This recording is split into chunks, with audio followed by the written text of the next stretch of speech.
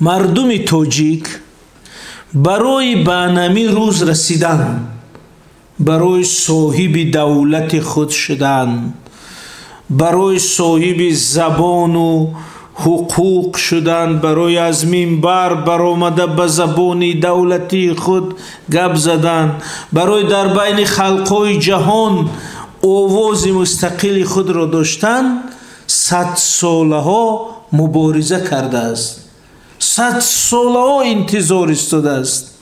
بنابراین صاحب دولتی ملی مستقل خود شدن این تنتنه ارمانی چندین نسلی ملت ما است. این تنتنه ارمانی هزاران هزار شهید است که در راه استقلال، در راه آزادی این وطن کشته شدند.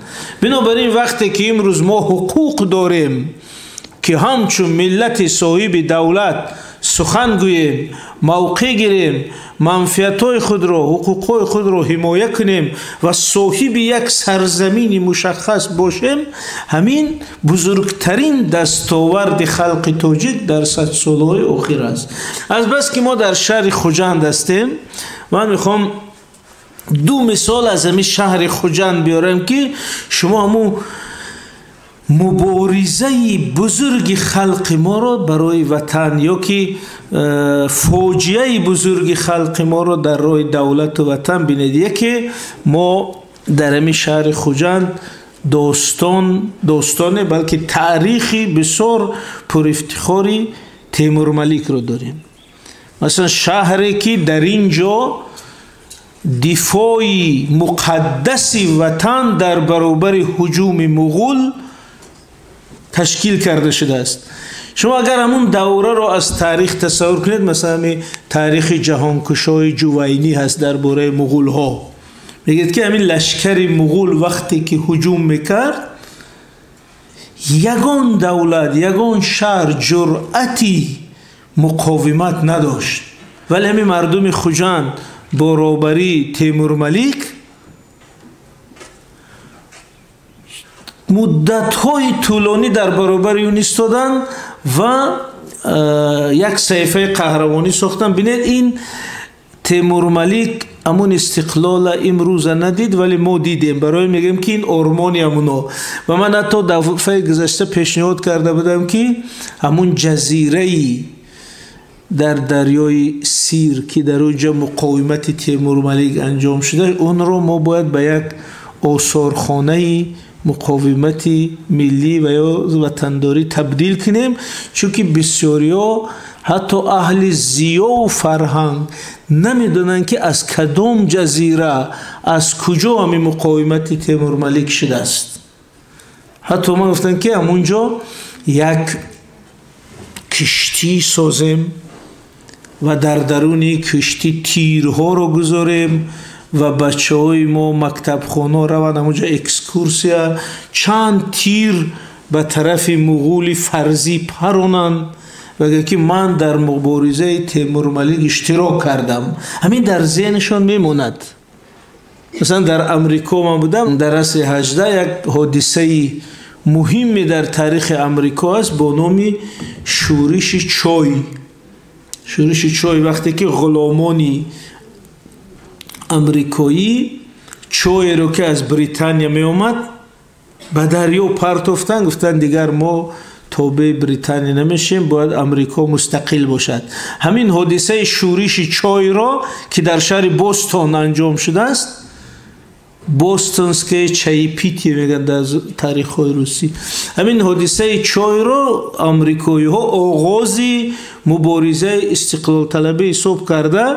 من دیدم که گروه طلبه های مکتب می بیارن با همین پینا پلاستیک قوطی های چای ساختن، در تنش هم مثل عصر 18 نوشتگی چای سیاه بریتانیایی رقمی چند، همین هر یک طلبه 3 تا 4 تا قوطی به اقیانوس می پرتاید، با خبر جمع کرده میگیرن. خلاصه هر طلبه احساس میکند که من در شورش استقلال خواهی، در شورش بوستون اشتراک کردم و در ذهنش همین صحیفه نقش میبندد. اگر اینجا یک جای باشه که هر طلبه ما رفته یک دو تیر با کمان تیمورملیک پراند به طرف دشمن فرضی، امین صحیفه نقش میبنده در ذهن.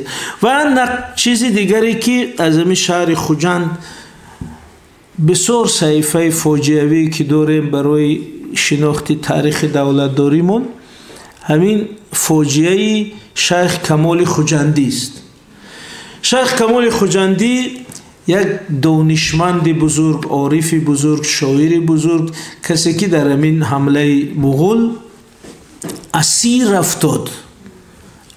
افتاد و سالهای سال در اسارت، در غربت، در بیچارگی بودن و همو غزل مشهوری دل مقیمی کوی جانان است و من اینجا غریب نوشته. و همین غزل بینید میگه که در غریبی جان به سختی میدهد مسکین کمال. و غریبی چه خیل دومش؟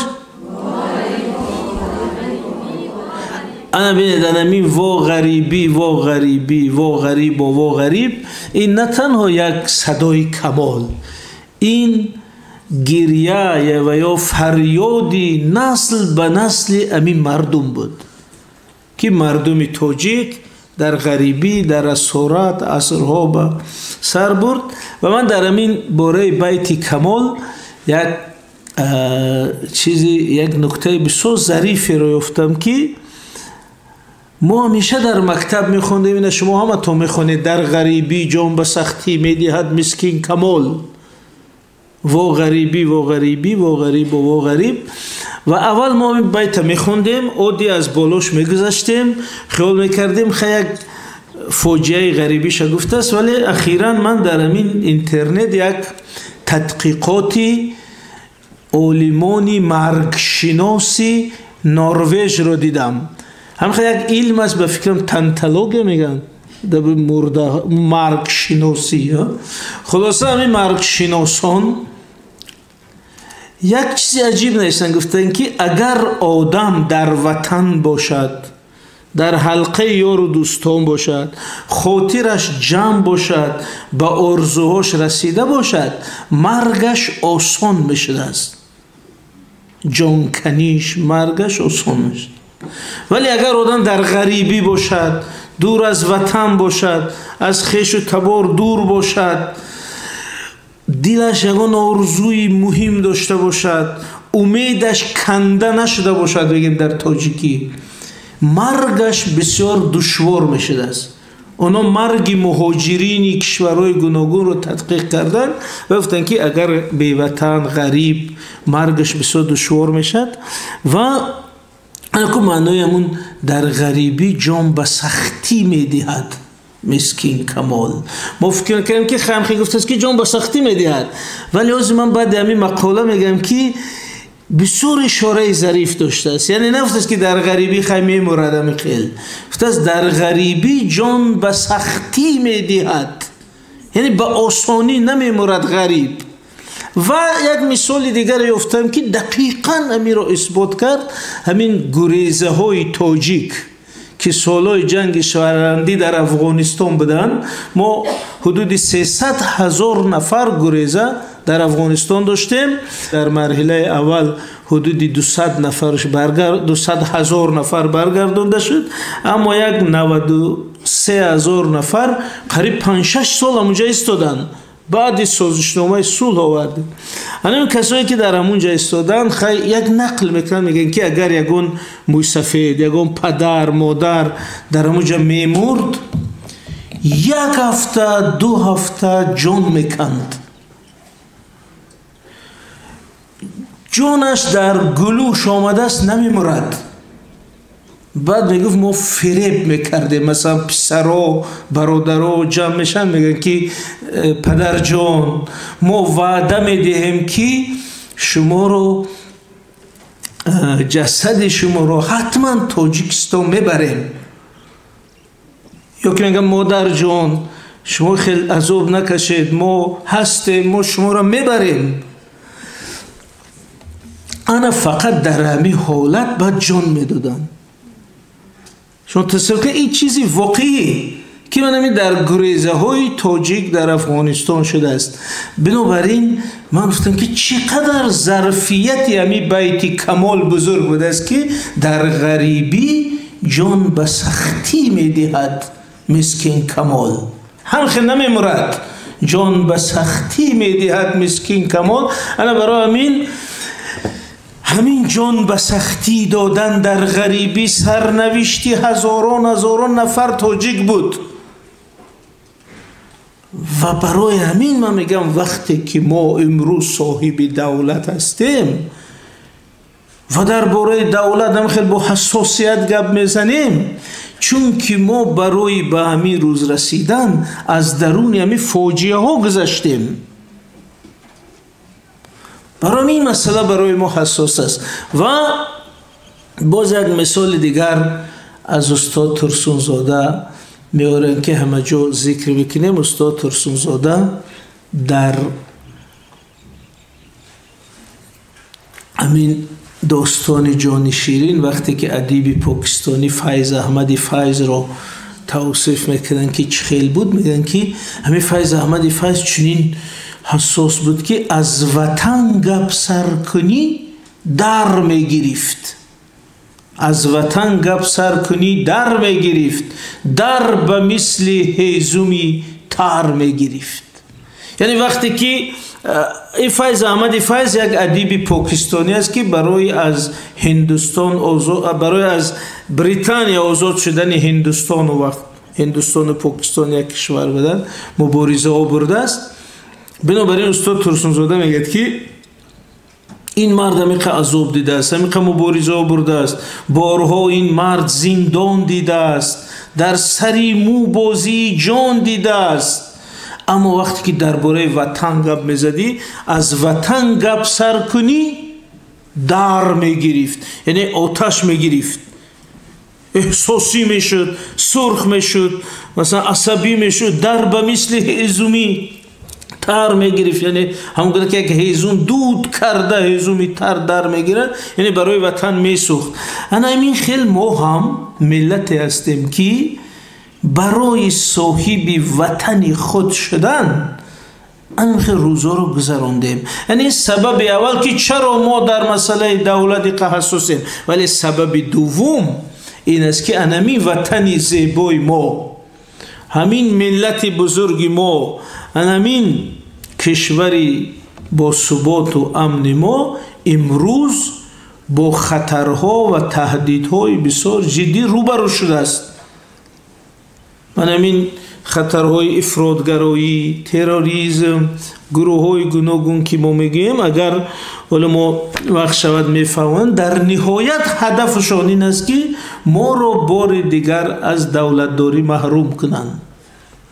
انا برای همین ما میگیم که ما با چی مشکلات این دولت رو صاحب شدیم، ولی باز خطرهای آمده است که میخواهد ما را از دولت محروم کند. ما در نهایت بعد صدها سال صاحب همین دولت شدیم، ولی امروز میخواهند آن را با راههای گوناگون از ما گیرند.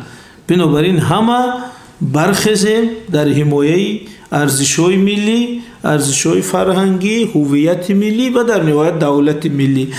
اگر همین مقدمه خلاصه کنم، من میگم که امروز برای تاجیکان مسئله رقم یک همین مسئله دولت است.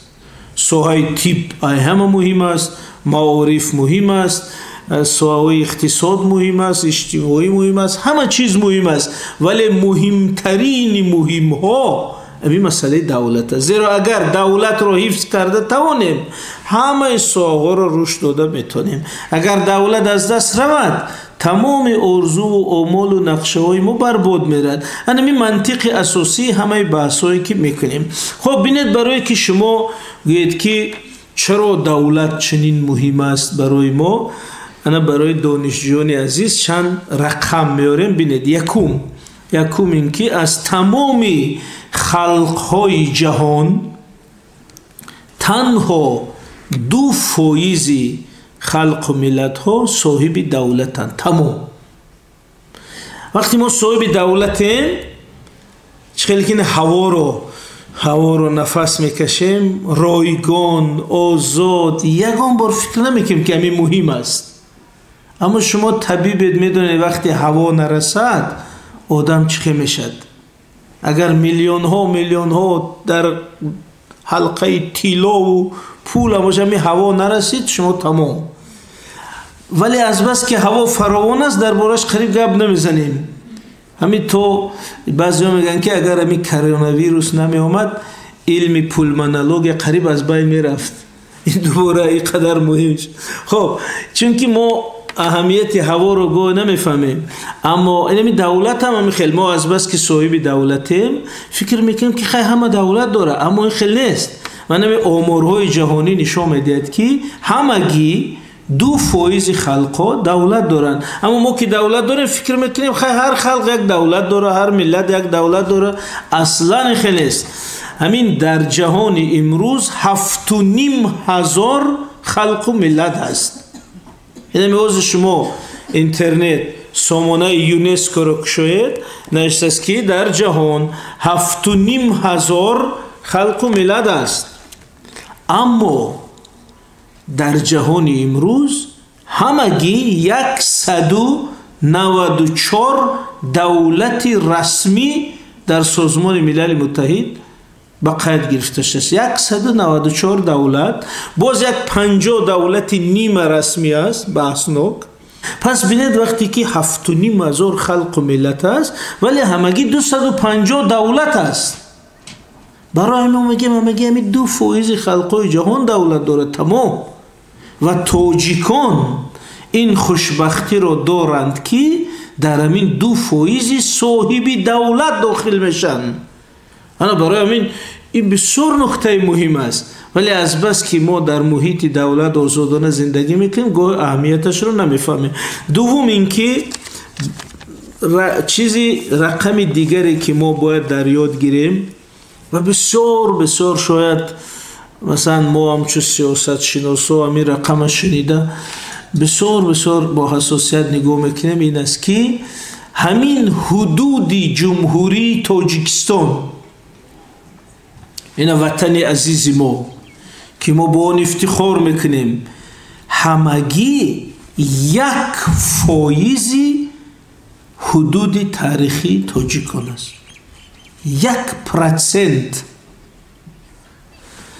1%. ما یک ملت صاحب تاریخ، تمدن، دولت. کتابای تاریخ ما ببینید، کتاب استاد غفورов ببینید، از همین آغاز تاریخ تا امروز ما همیشه بودیم در جغرافیای بزرگ.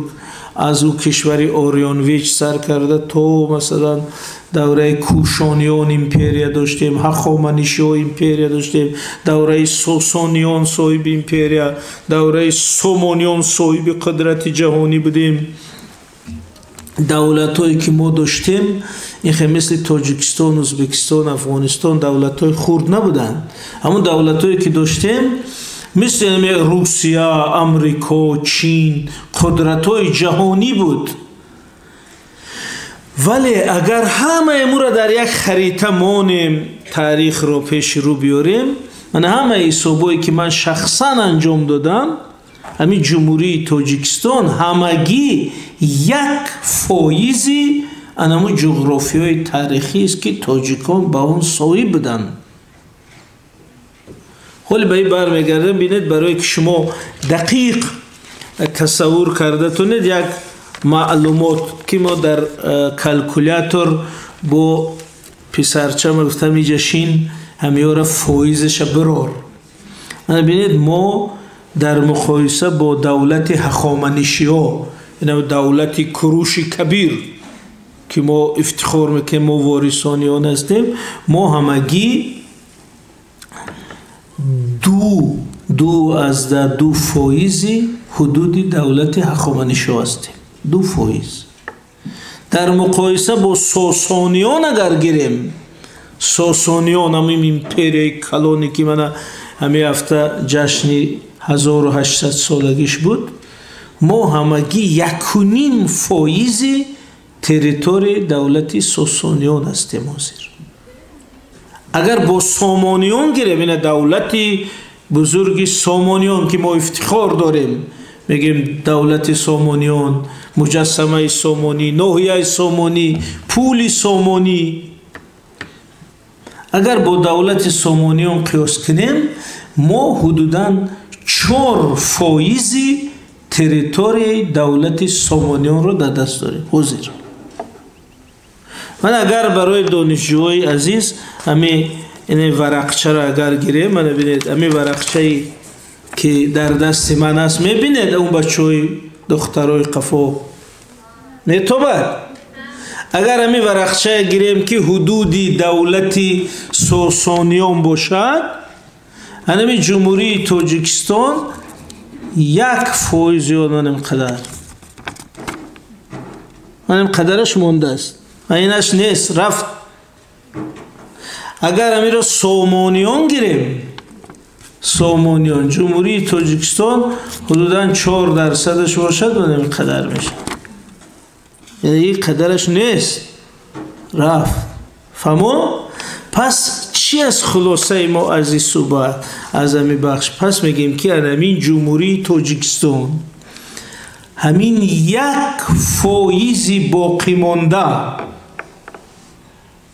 این آخرین جزیره، خب آخرین جزیره، آخرین پناهگاه، آخرین جای مانده است که ما همچون ملت در همونجا حکمیت داریم.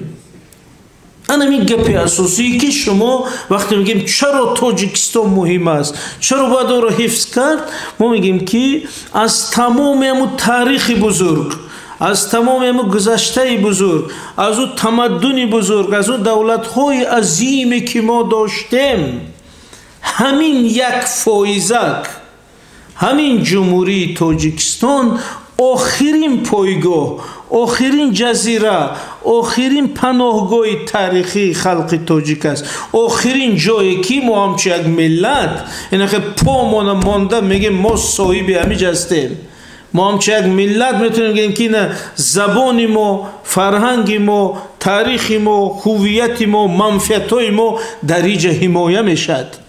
انا برای همین تاجیکستان همچو آخرین یادگاری که در دست ما مانده است، دیگر جای فروختن، جای باختن، جای سپردن، جای گذشت کردن ندارد.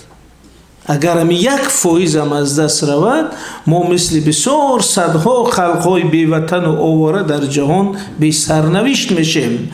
از همین رو تزیسی خلاصوی این بخش ما این است که پس حفظ جمهوری تاجیکستان همچو دولت و حفظ تاجیکان همچو ملت به همدیگر امروز وابسته است. اگر هم 1% هم از دست رود، امکانی که این ملت حل شده نیست شده رود بسیار زیاد است. انا میفهمم است.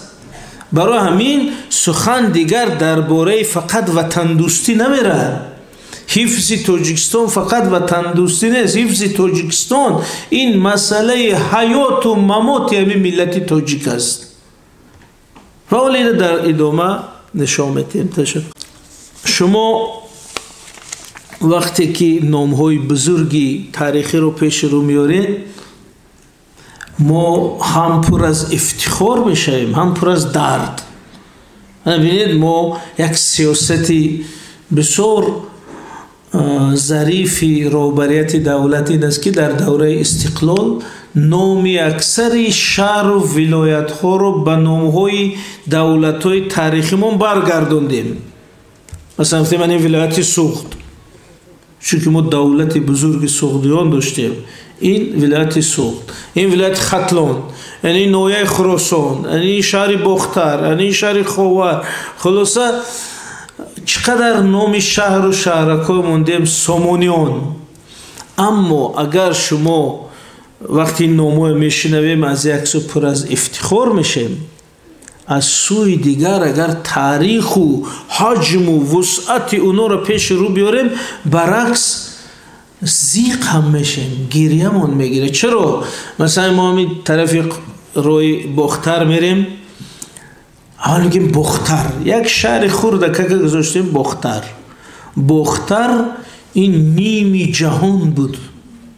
ما همین فارسا جهان خیلی میگفتن که خاور و بختر.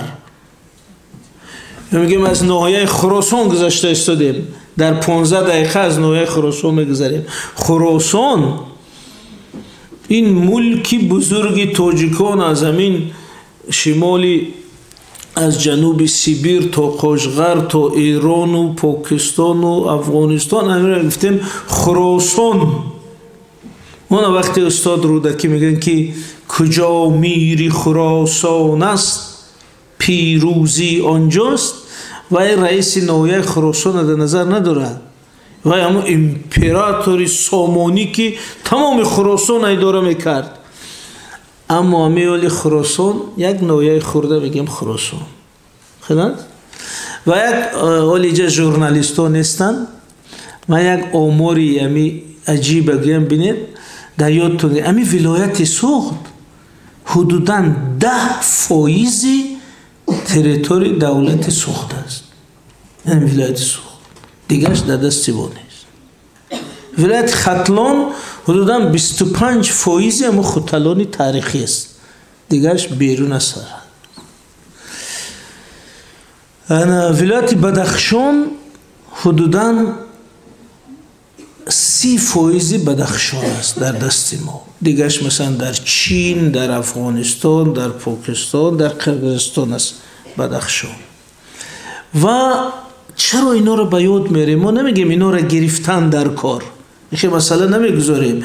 ما فقط باید همون چیزی که در دستمون مانده است ارزشی همون رو باید شناسیم. ببینید است مثلا از همین رو اگر همین سرزمین تاجیکستان نگاه کنیم مثل یک آثارخانه نام دولت ها، پس ما میگیم این سوخت دیگر اون سوخت بزرگ نیست، این یاد از سوخت، پاره از سوخت، یادگار از سوخت.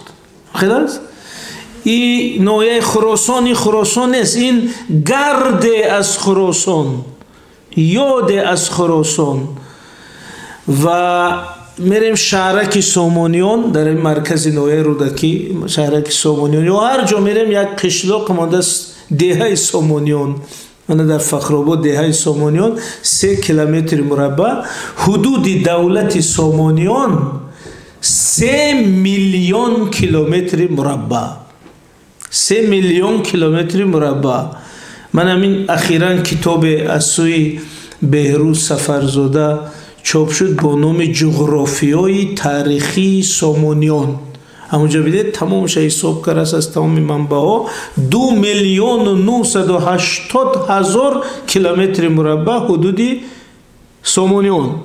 انا که ما یک دهه 3 کیلومتر مربع گذاشتیم دهه سامانیان، یعنی میلیون برابر از این دهه کلان سامانیان. چرا سامانیان میگیم؟ یعنی این یاد از سامانیان، این یک خاطره از سامانیان. و چرا تمام دهه و شهرها رو با نام اینا گذاشتیم؟ یعنی میخوایم این فراموش نشود، این یک احترام ما، یک خمار ما، یک درد ما. و در همین طرفای مرکز کشور یک عنعنه است، فکر کنم همینجا است، اگر یکان آدم بزرگ از دنیا گذرد، یکان بابا، یکان شیخ، همین یکان کودکی نوزاد به نام همو میگذارند. خلاص؟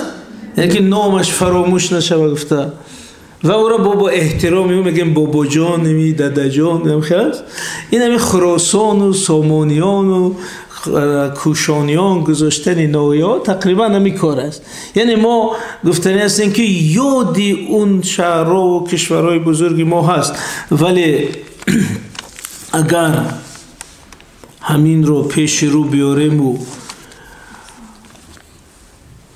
در این قسمت با زبان دانشجوها اگر بهوتیه، مثلا فرض کردین شما 100 سامانی پول داشته، 100 سامانی پدرتان داد، من یه هفته برای کالج گفته، 99 سامانیش گم شود. اگر در دست شما 1 سامانی مونده است، اگر کسی گوید که همین رو من به قرض یا بده، شما میگی که همین یک سومانی مونده است. این آخرین چیزی است که دارم، با این باید همین روز خوراک خورم یا که تا خانه روم. این الان مسئله حیاتی دارد برای من.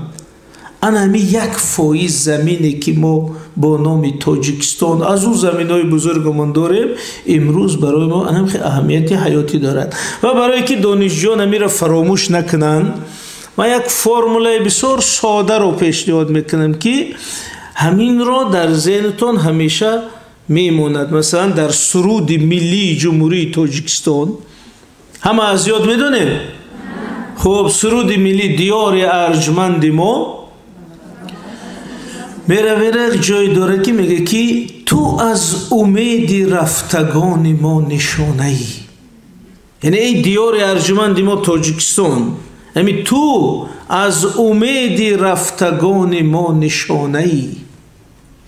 یعنی که شما وقتی که همینجا شما سرود ملی یک قامت های روز کرده، همین گپ در یادتون بیارید که تو از امید رفتگان ما نشانه ای، یعنی ای تاجیکستان، ای یک فایزه که باقی مانده، ای آخرین شانس من، تو از امید رفتگان ما نشانه ای. دیگه چی نماند؟ از سامانی هم تو نشانه ای، از ساسانی هم تو نشانه ای، از هخامنشی هم تو نشانه ای، از کروش کبیر هم تو نشانه ای، از اسماعیل سامانی هم تو نشانه ای، از کوشانی هم تو نشانه ای. تنها چیزی که در دست ما مونده است همین تویی. بنابراین تو رو از دست نمیدهم، تو رو حفظ میکنم. همین اگر هر بار در وقت شنیدن سرود ملی در همون مصرعی که تو از امید رفتگان ما نشانه ای، این همین گپ از ذهن شما گذرد، همین میشه یک نوع قرارداد یا قسم ما با وطن، سوگند ما با وطن. اکنون کم کم ما به سوی این رفت ایستادیم با همین صحبت که چرا همین وطن اینقدر مهم است، چرا این کشور قدر مهم است. ببینید ما وقتی همین گوییم که ما باید وطن رو دوست داریم برخیزید، ولی اون یک گپی ایدئولوژی عمومی میشه. ولی ما وقتی که در مثال همین خریطه ها دیدیم که پس همین یک فایز است که در دست ما مونده است. و ببینید که ما یک کشور یا ملت بودیم که همیشه صاحبی دولت‌های بزرگ بودیم. از امیر رو من پیشنهاد دارم که یا که سخنی من این است که وقتی که درباره استقلال گپ میزنید، شما از این بد نگید که فکر نکنید که 32 سالگی استقلال یعنی 32 سال است ما صاحب دولت شدیم.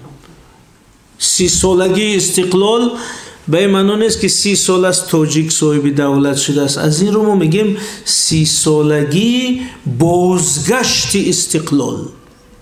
چرا میگیم بازگشت استقلال؟ یعنی که ما از اول صاحب دولت‌های بزرگ بودیم، ما استاد فن دولتداری برای این منطقه هستیم. این کتابی پیشوای ملت است با نام تاجیکان در آینه تاریخ. در مقدمه شبینید است که تاجیکان مربی فن دولتداری برای خلقای منطقه، تمام دولت‌هایی که در این منطقه بودن با تقلید از دولتداری‌های تاجیکان ساخته شدند. ولی همین ملتی بزرگ با همین فرهنگ حاضر در یک کوهستان آورده جا شده است. از این رو این یک درد تاریخی ماست و این پیامش همین است که همین یک فایز باقی مانده رو نگه دار. ولی قوه اساسی ما روی همین باید روان شود. و اکنون اگر به دولتداری معاصر ما برگردیم، ما وقتی سال 1924 قرار شد که کشورها رو تقسیم کنند، سال 1924 جمهوری تاجیکستان هم تأسیس شد و این سال 100 سالگیش است. وقتی در بایگانی در ارخیف کار میکردم، من یک خطاگی خود رو فهمیدم که من فکر میکنم در ذهن اکثر ما همین خطاگی است. ما همین فکر میکنیم در کتابای درسی خوانده بودیم که 14 اکتبر سال 1924 جمهوری تاجیکستان تأسیس شد. هم خیلی گپ است. ولی اگر ارخیف یعنی بایگانی دولتی در حجت‌های بینید جمهوری تاجیکستان در مدتی 10 سال تأسیس شده است، در مدت 10 سال و در همین مدت 11 قرار هست، قرار و همین قرارات چقدر است؟ در هر قرار یک شهر، یک ناحیه، یک ولایت، یک دهه رو دادن. انا برای همین روندی تولد جمهوری تاجیکستان قریب 10 سال، از سال 22 تا سال 32 آخرین تقسیمات سرحدی ما 1 ینوری سال 32 انجام شده است. بنابراین در این 10 سال ما هم می‌بینیم که بار دیگر وقتی که شانس به وجود آمد که ما صاحب دولت شویم، بسیار نیروهایی بودن که نمیخواستن تاجیک‌ها صاحب دولت شود. از این رو ما این یک فایز رو که ولی دربارش گپ زدیم پاره کنده گرفتگیم. از این رو وقتی بیرون میروید اونجا در تالار لکسیونی هم بود عکس نصرت الله مخصوم، شیرین شاه و تیمور. شما میره در یاد بیارید که همین آدما این تاجیکستان رو ناحیه به ناحیه، شهر به شهر از قدرت‌های جهانی کنده گرفتند. اکنون درباره تاریخ کمی گفتیم. جمهوری امروز ما تاجیکستان چرا برای ما مهم است؟ زیرا این اولین بار است که ما خودمون همچو خلق، همچو ملت اداره‌کنی سیاسی رو به دست گرفتیم. یعنی فرق جمهوری تاجیکستان از همه دولت‌های پیشتر که داشتیم این است که امروز خود مردم ما درباره سرنوشت سیاسی قرار قبول میکند. ما دیگر مشاوری درباره سلجوقی‌ها و وزیری درباره تیموری و نمیدونم ستاره شناسی درباره منقیتی و نیستیم. ما اکنون صاحب همین دولت، همین ملت خودش قرار میکند که سرنوشت ملت چی باشد و نام همین استقلال. ولی میگیم استقلالیت، یعنی اگر پرسن که همین استقلال چی است؟ ما میگیم استقلال حالت است که یک دولت سیاست داخلی و خارجیش رو خودش معین میکند. همین استقلال. یا اون تعریف علمی مشکل گفتن در کنه. وقتی دولت سیاست داخلی و خارجیش رو خودش معین میکند نامش استقلال. انا میروز ما این رو داریم. حاضر چند حجت هم خیلی نام میبرم، شما دقیقاً میفهمید که استقلال چی معنا دارد. ما در همین آثارخانه یک حجت داریم، قرارداد بین امارت بخارا و شایگری روسیه از سال 1868 بعد شکست امارت. در اونجا نوشته است که امارت بخارا سیاست خارجی خود را فقط با اجازت امپراتور روس عملی میکند در قرارداد. دویم حجتی که هممون دسترسی داره بین همین اینترنت که شاید بینید، در اونجا کنستیتوسیون اتحاد شوروی ماده 73 در اونجا دقیق نشان داده شده است که جمهوری های شوروی حقوق سیاست خارجی، سودای بیرونی، سیاست امنیتی و مدافعی ندارند. این حقوق مسکو است. جمهوری خواجگی، پختکاری، ذات پروری، آبادانی، فرهنگ، اما سیاست خارجی، امنیت، دفاع فقط برای خاصی مسکو.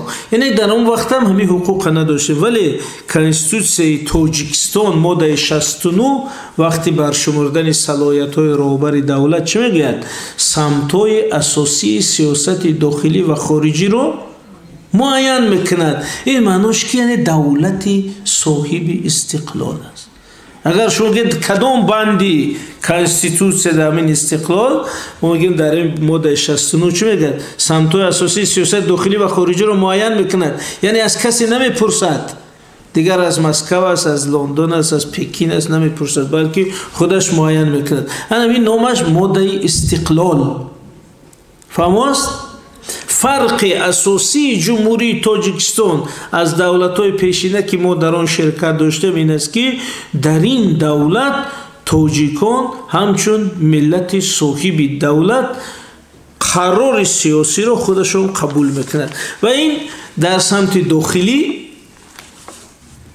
شما میتونید در پیام های پرزیدنت جمهوری تاجیکستان امیرا مشاهده کنید. ببینید هر سال پرزیدنت جمهوری تاجیکستان پیام میدهد. نام پیام چی است؟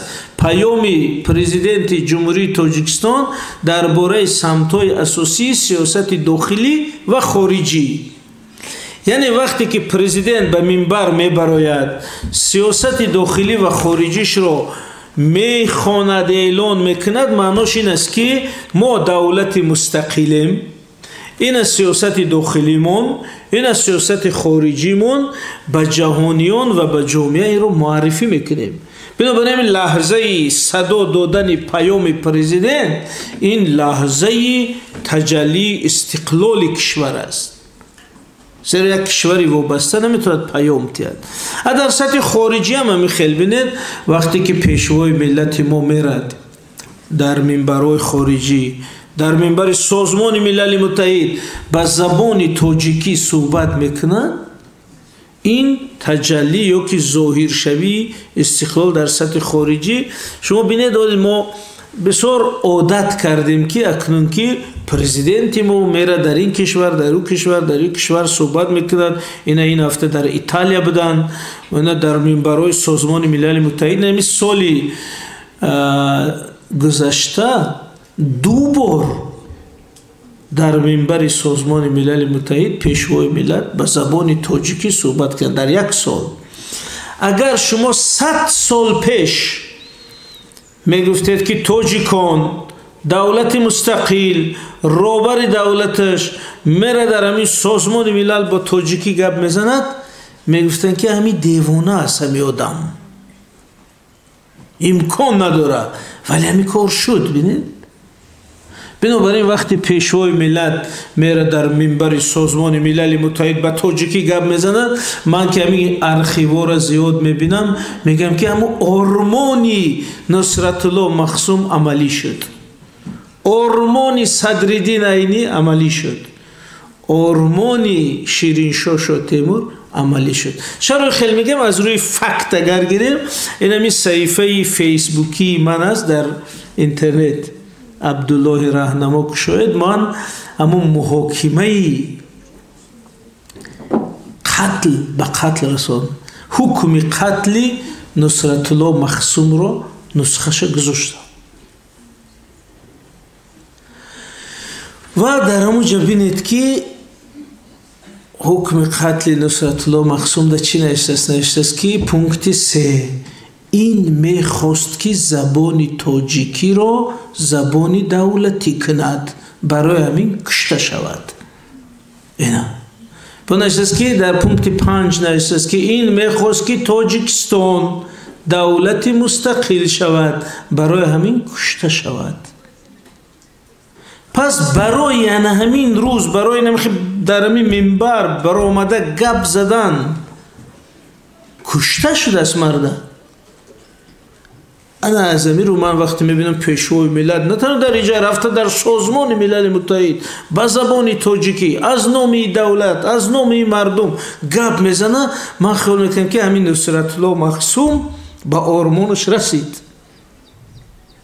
انا برای همین اینا با احساس قبول میکنیم. چون میگم استاد عینی به آرمانش رسید، همین استاد عینی یک سرنوشت فاجعه ما همین 75 دوره خوردنش هم میدونیم اساسا، لیکن فاجعه عینی از این هم بزرگتر. چرا؟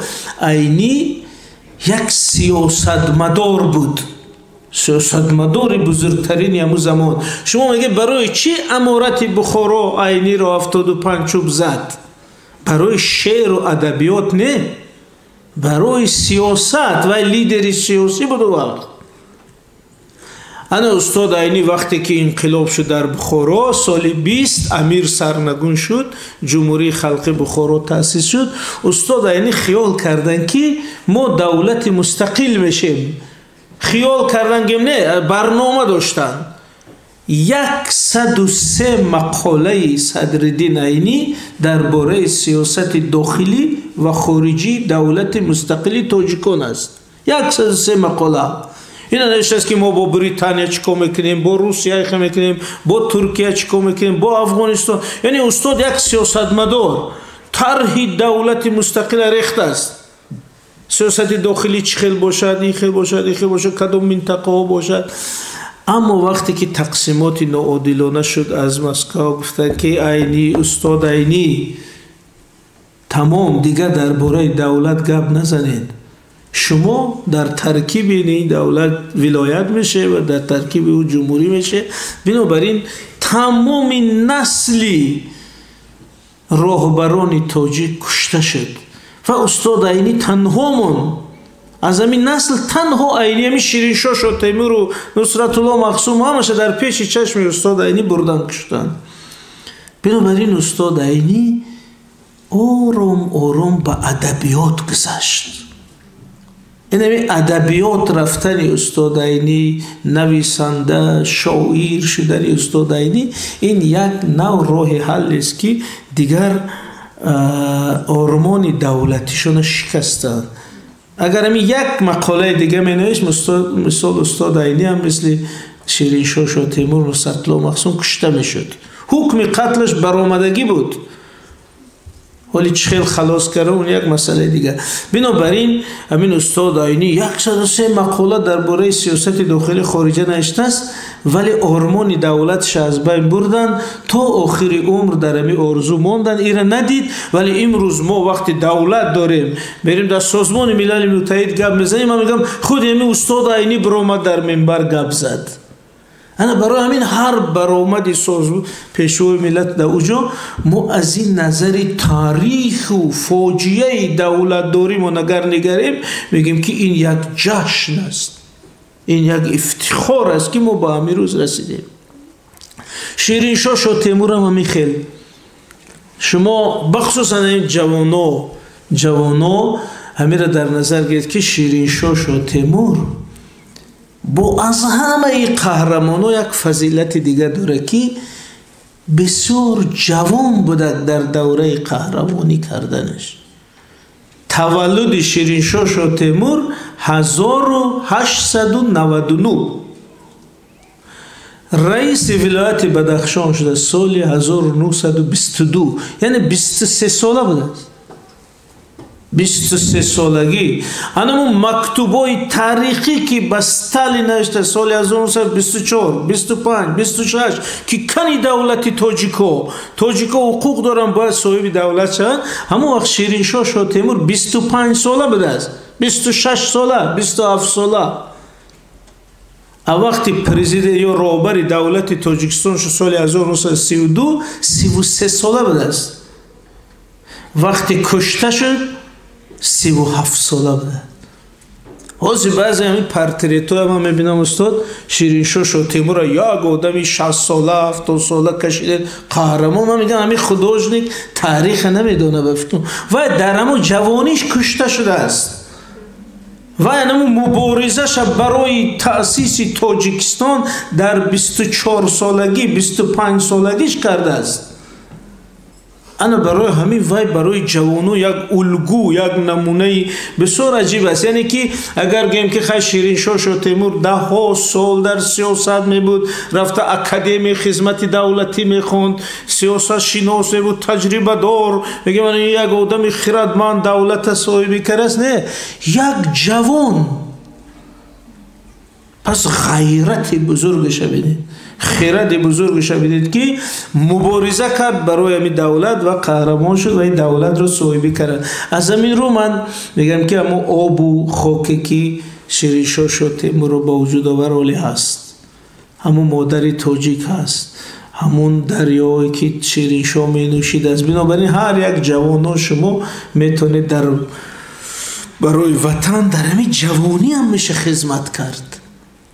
شرط نگی مولی کلون شوم و اکادمیک شوم بعد یگون چی می نویسم خیلی خب. کن در آخر برای که شما بینید که وطن رو خیلی دوست داشتم بزرگانی ما، همین استاد باباجان غفوروف قهرمانی تاجیکستان، فرزند همین شهر خوجند. خود درباره اینکه غفوروف چی کارنمایی کردن ولی جای صحبت فرصت نمیرسد. فقط اگر به یک کلمه گویم، غفوروف کسی که تاجیکان رو صاحب شناسنامه کرد. این شما بزرگ باشید، مهم باشید، کسی باشید، اگر یک جا می‌دروید پاسپورت نداشته باشید، شما معلوم نیست کی هستید. شخصیت شما، هویت شما معلوم نیست.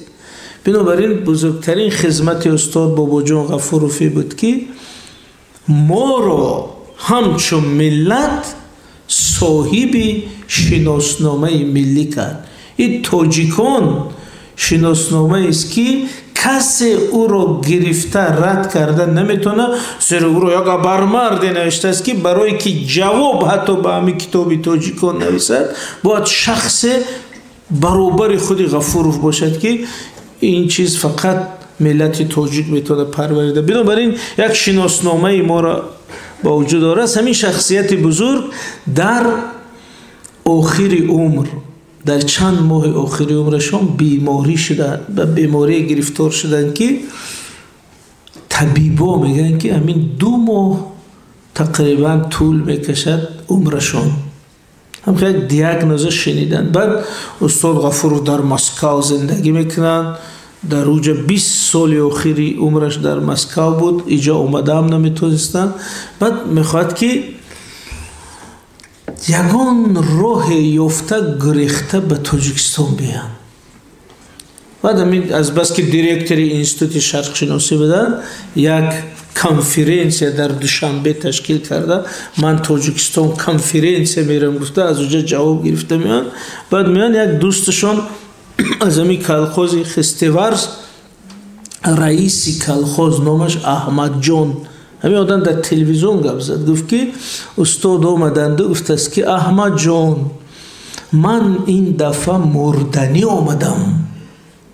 چه که من همیشه کاغذ هست و من دیدم، پنهانی دیدم، من همین یکم ماه پس تمام 2 وصیت دارم. یکم این که من رو مثل مادرم گورو چوب کنید، یک جای کرده بودیم. دوم این که تمام کوشش ها رو کنید که قبر من باید در تاجیکستان باشد. با مرا در مسکو گور کرده در دیوار کرمل زده نمونند. بعد احمد جان میگه که اکو یکمش میکنیم، یکی نصیحتی وصیت دوم تو باید رهبریت جمهوری حل کند. غفوروف میدارم پیش جبار رسولوف، میگن که جبار رسولوف من همیشه وصیت آخرین دارم که قبر من باید در تاجیکستان باشد. حتی گفتن که همون روز اگر از مسکو زنگ زدن، شما گید که همون وقت با تلفن نبردار، بگید که ما حالا که گورو چوب کردیم. یعنی همین استاد غفوروف برای که قبرش در تاجیکستان باشه گریخته آمدگی است. بینید؟ یعنی گفت که من یک عمر تاجیک گفتم، تاجیکان نوشتم، من با یاد همین ملت زندگی کردم، من میخوام مزارم در همینجا باشد. انا برای همین بینید که او بزرگا خیلی وطن را دوست می‌داشتن، خیلی وطن را پسند می‌کردن. و اکنون شما گید که با ما با طبیبان همین گپا چی دخل دارد. در همین فعالیتی که داریم، در زندگی که داریم، 2 رسالت داره. من این تزیس آخرین که در یاد گیریم، 2 رسالت یعنی 2 وظیفه، 2 مسئولیت. ما 2 مسئولیت داریم هممون.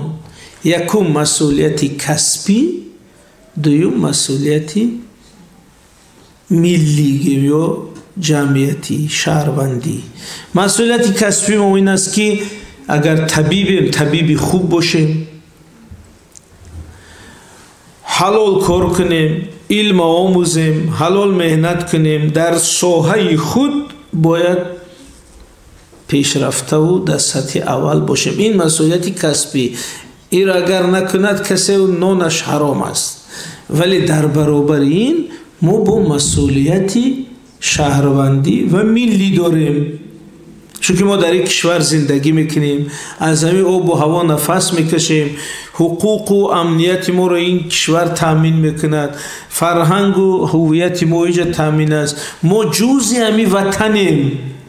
оромии ҳатто хонадони мо, оромии зеҳни мо ба оромии ватан вобаста аст. бинобар ин дар баробари рисолати касбӣ боз рисолати шаҳрвандӣ дорем, ки дар баробари ватан, давлат, ҳифзи он, амнияти он, суботи он ҳамаи мо масъулият дорем.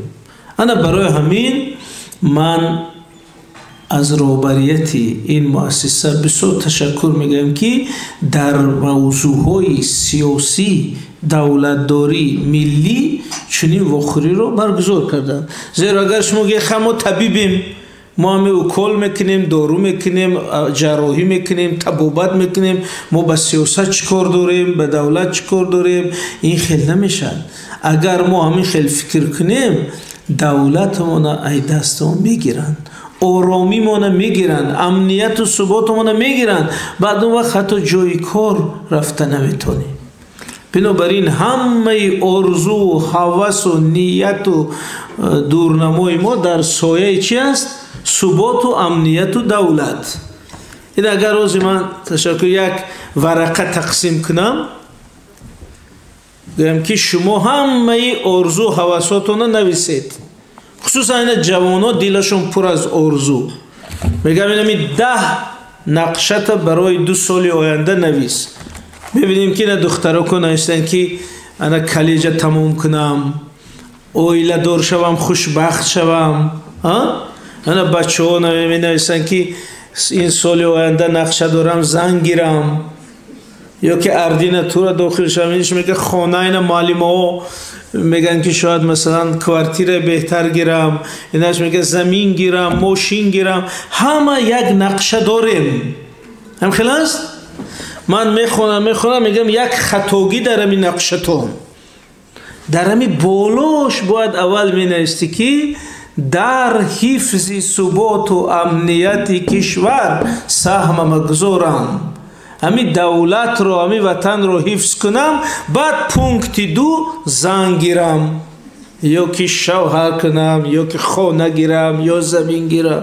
чунки агар ҳамун пункти 1 набошад, ҳамаи ин як кори ношуданӣ мешавад. ина бинед ҳозир шумо оморҳоро ҳамеша диққат кунед ва дар ақлатон санҷа. ина мега ки ҳозир аз Украина ҳудуди 20 миллион нафар 20 миллион нафар, инами 2-3 рӯз пеш созмони милали муттаҳид гуфт ки 20 миллион нафар аз Украина гурехтааст, гуреза. дар кишварҳои аврупо дар хаймаҳо зиндагӣ доранд. ҳамин 20 миллион нафар ҳамашон хона дошт, ҷои кор дошт, шароит дошт, пул дошт, мошин дошт, вале вақти амният нест, ҳамаи амира партоф рафт. ҳамаи амин нақша дошт, мехост зан гира, инаш мехост шавҳар гира, инаш мехост хонадор шава, инаш мехост кӯдакдор шава, инаш мехост ана хушбахт шава. ҳама нақша доштанд, вале чаро хестанд, партофтанд, гурехтанд? чунки ракета омада истодааст, амният нест, субот нест. бинобар ин ҳамин тезисе ки гуфтам дар ёд гиред дар охир ин аст ки пас байни манфиатҳои шахсии мо, манфиати шахсии мо таҳсил кардан, ҷои кор ёфтан, оиладор шудан, мошин гирифтан, замин гирифтан, хушбахт шудан, манфиатҳои шахсии мо ва байни манфиатҳои давлатӣ робитаи бевосита аст.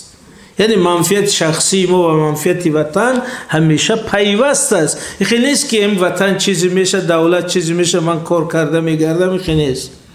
бинобар ин агар шумо байни амнияти шахсӣ ва амнияти давлат, манфиати шахсӣ ва манфиати давлат пайвастро эҳсос кунед, ҳар яки мо як сарбози ҳимояи این دولت و این وطن بشه. من این صحبت های اساسی من بار دیگر برای توجهتون تشکر.